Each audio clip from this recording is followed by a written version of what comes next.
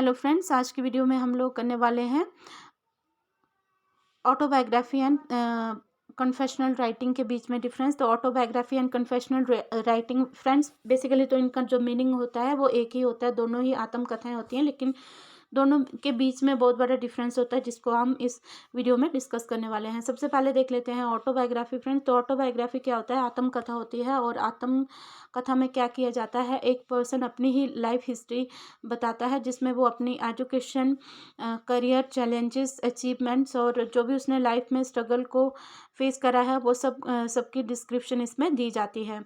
तो इसमें जो जो भी लाइफ हिस्ट्री लिख रहा होता है, जो भी ऑथर होता है, तो वो क्या करता है अपने जीवन में घटित हुई घटनाएं या फिर जो भी उसका जीवन है उसको वो क्रोनोलॉजिकल ऑर्डर में बताता है। तो अपनी लाइफ हिस्ट्री को मीन्स कि वो क्रोनोलॉजिकल ऑर्डर में बताता है। तो अगर आपको नहीं पता कि क्रोनोलॉजिकल ऑर्डर क्या होता है तो मैं आपको बताती हूँ कि क्रोनोलॉजिकल ऑर्डर क्या होता है। कि जिसमें क्या होता है कि कोई भी राइटर अपनी बर्थ, फिर उसके बाद चाइल्डहुड, यूथ, मिडल एज और ओल्ड एज तक, इस तरह से जो भी उसके जीवन की इम्पोर्टेंट इवेंट्स हैं तो जब वो लोगों को बताता है या फिर अपनी ऑटोबायोग्राफी में लिखता है तो उसी को बोला जाता है क्रोनोलॉजिकल ऑर्डर। मीन्स कि क्रोनोलॉजिकल ऑर्डर हो गया कि यहाँ पे टाइम के हिसाब से सीक्वेंस में अपने जीवन के इवेंट्स को बताया जाता है। टाइम के हिसाब से सीक्वेंस में चीज़ों को बताना। इसके बाद आता है कि जो भी ऑटोबायोग्राफी लिखते हैं तो ऑटोबायोग्राफी जो भी लिखते हैं तो वो क्या करते हैं, अपने जो मेजर इवेंट्स हैं उनको कवर करते हैं। दूसरी फैक्चुअल और ऑब्जेक्टिव टोन में इसको लिखा जाता है। जो भी बातें बताई जाएंगी अपने बारे में तो फैक्ट्स बताए जाएंगे। चौथा इसमें ये है कि जो भी ऑथर होता है तो वो सेंसिटिव टॉपिक्स लिखने से बचता है। सेंसिटिव टॉपिक कौन से होते हैं? ऐसे टॉपिक जो बहुत ज़्यादा जो है वो कंट्रोवर्शियल हो सकते हैं। मतलब अगर अगर वो बताते हैं तो अगर लिख कर बता देते हैं अगर अपनी ऑटोबायोग्राफी में तो काफ़ी कंट्रोवर्शियल हो सकते हैं। मतलब जैसे इंटीमेट रिलेशनशिप हो गए या फिर इस तरह के काम जो समाज की नज़रों में बहुत ख़राब हैं, तो ऐसे टॉपिक लिखने से वो बचते हैं। इसके बाद आता है कि जो भी ऑटोबायोग्राफी लिखते हैं ऑथर्स तो उनकी एम होती है लोगों को एडुकेट, इंस्पायर और एंटरटेन करना। मीन्स कि जो भी रीडर्स हैं उनका वो क्या करते हैं, यहाँ पे मनोरंजन करते हैं, उनको एडुकेट करते हैं और उनको उनको प्रेरणा देते हैं। मीन्स कि जो भी अगर ऑथर है वो अपनी लाइफ के बारे में लिख रहा है, अपने स्ट्रगल के बारे में, तो अगर वो ऑथर सक्सेसफुल है लाइफ में या फिर कोई बहुत ही इंपॉर्टेंट फिगर है तो इससे क्या होगा कि लोग जो है वो बहुत कुछ सीखेंगे। तो बहुत कुछ सीखेंगे, उससे मनोरंजन भी लेंगे और उससे प्रेरणा भी लेंगे। तो यहाँ पे फ्रेंड्स मैंने बहुत यूनिक सी एग्जांपल ले रखे हैं। तो सबसे पहला नेल्सन मंडेला का एक वर्क लिया है, लॉन्ग वॉक टू फ्रीडम, जो उनकी ऑटोबायोग्राफी है फ्रेंड्स। तो इससे पहले जान लेते हैं कि नेल्सन मंडेला कौन थे। तो नेल्सन मंडेला कौन थे फ्रेंड्स? ये साउथ अफ्रीका के प्रेसिडेंट थे। साउथ अफ्रीका के प्रेसिडेंट थे और ये 27 ईयर्स तक जो है वो जेल में रहे थे। जैसे कि आपको पता है कि साउथ अफ्रीका में रेशियल डिस्क्रिमिनेशन होती थी लोगों के साथ। वहाँ पे काले गोरे का भेदभाव होता था। तो वो जो नेल्सन मंडेला थे तो वो इसी चीज़ के खिलाफ जो है वो लड़ रहे थे। 1994 से 1999 तक जो है वो साउथ अफ्रीका के वो प्रेसिडेंट रहे। 1918 में उनका बॉर्न हुआ था और 2013 में उनकी डेथ हुई थी।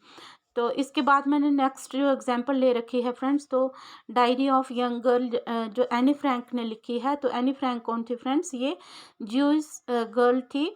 तो जैसे कि जर्मन लोगों ने जो ज्यूइश लोगों का क्या किया था, हॉलोकॉस्ट किया था। मीन्स कि उनकी मास किलिंग की थी। तो अगर आपको नहीं पता मास किलिंग क्या होता है या हॉलोकॉस्ट क्या होता है, तो जब लोगों को बहुत सारे लोगों को एक साथ इकट्ठा करके मार दिया जाता है तो उसी को हॉलोकॉस्ट या फिर उसी को मास किलिंग बोलते हैं। तो एनी फ्रैंक ने अपने इसी हॉलोकॉस्ट के बारे में लिखा था जो उसके लोगों के साथ हुआ था, ज्यूस लोगों के साथ। उस एक्सपीरियंस को उसने एनी फ्रैंक ने लिखा था। बहुत ही फेमस जो वर्क है ये एनी फ्रैंक का। उसके बाद है dream from my father, Barack Obama ने इसको लिखा है। तो बराक ओबामा कौन थे फ्रेंड्स? तो इनको तो कौन नहीं जानता, ये यूएसए के 44th प्रेसिडेंट थे।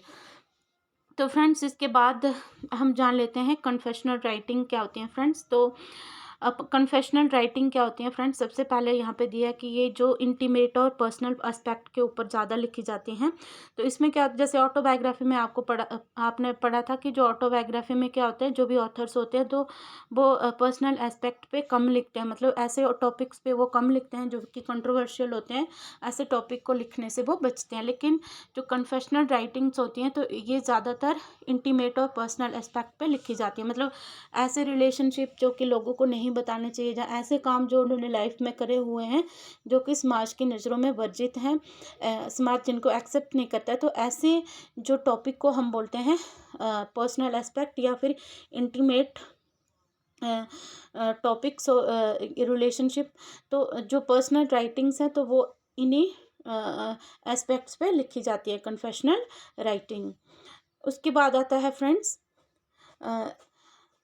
इनके जो थीम होते हैं तो वो क्या आते हैं, शेम, रिडेम्पशन और पर्सनल ग्रोथ होते हैं जो कन्फेशनल राइटिंग है। उसके बाद ये इंट्रोस्पेक्टिव होते हैं। इसमें क्या होता है, इंट्रोस्पेक्टिव क्या होता है फ्रेंड्स, जब हम अपने अंदर जो है वो डीपर लेवल तक खुद को समझने की कोशिश करते हैं और खुद को सुधारने की कोशिश करते हैं तो उसको बोला जाता है इंट्रोस्पेक्शन। तो इसके जो कन्फेशनल राइटिंग होती है तो ये ज़्यादा इंट्रोस्पेक्टिव होती हैं और रिफ्लेक्टिव होती हैं, मीन्स कि इसमें वो अपने बिहेवियर, अपने थॉट्स के बारे में लिखते हैं और उनको सुधारने की कोशिश करते हैं। फिर उसके बाद ये कंट्रोवर्शियल टॉपिक लिखते हैं अपनी राइटिंग में, जिसके कारण क्या होता है कि कभी कभी इनको बहुत मजबूर कर दिया जाता है कि वे अपने लाइफ के बारे में जो है वो खुलकर लिखें।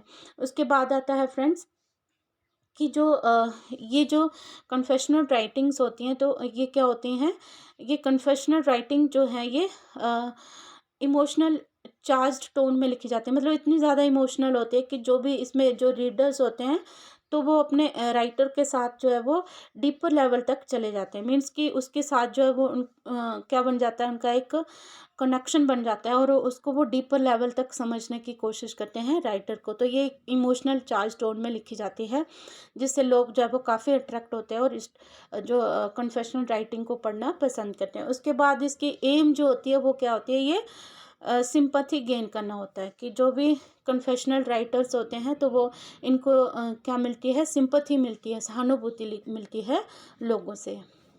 इसके बाद फ्रेंड्स फिर मैंने एग्जांपल ले रखी है द बेल जार, जो कि सिल्विया प्लाथ ने लिखा है। उसके बाद फिर कन्फेशंस ऑफ सेंट ऑगस्टिन, तो ये आपका जो स्टडी मटेरियल है तो उसमें इसका रेफरेंस है, तो इसको डिस्कस कर लेते हैं। तो जो सेंट ऑगस्टिन थे तो ये इन्होंने अपनी कन्फेशंस में लिखा है अपने लव इंटरेस्ट के बारे में, अपना जो क्रिश्चियन में उनका जो कन्वर्जन हुआ था उसके बारे में लिखा था, अपनी स्पिरिचुअल जो जर्नी थी उसके बारे में उन्होंने लिखा है और बहुत सारी चीज़ों को उन्होंने अपनी राइटिंग्स में कन्फेस किया। तो जो सेंट ऑगस्टिन थे उन्होंने बताया कि किस तरह के इससे जो उनका लव इंटरेस्ट था, मतलब उनकी जो लवर थी अपनी यूथ एज में, तो उस लवर ने उनको एक सिखाया कि जो लव क्या होता है, मतलब डीपर लेवल तक जो है वो लव का मीनिंग उनकी जो लव मेट थी उसने सिखाया और यहीं से उनकी जो एक गॉड को जानने की भी जर्नी स्टार्ट हुई थी। लेकिन फिर उन्होंने कहीं कहीं बताया कि क्योंकि वो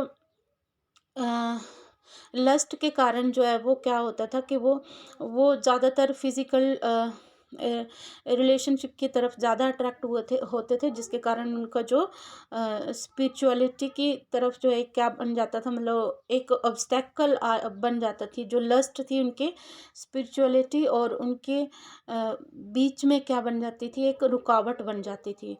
ये बहुत सारी चीज़ें उन्होंने अपनी कन्फेशंस में डिस्क्लोज की है।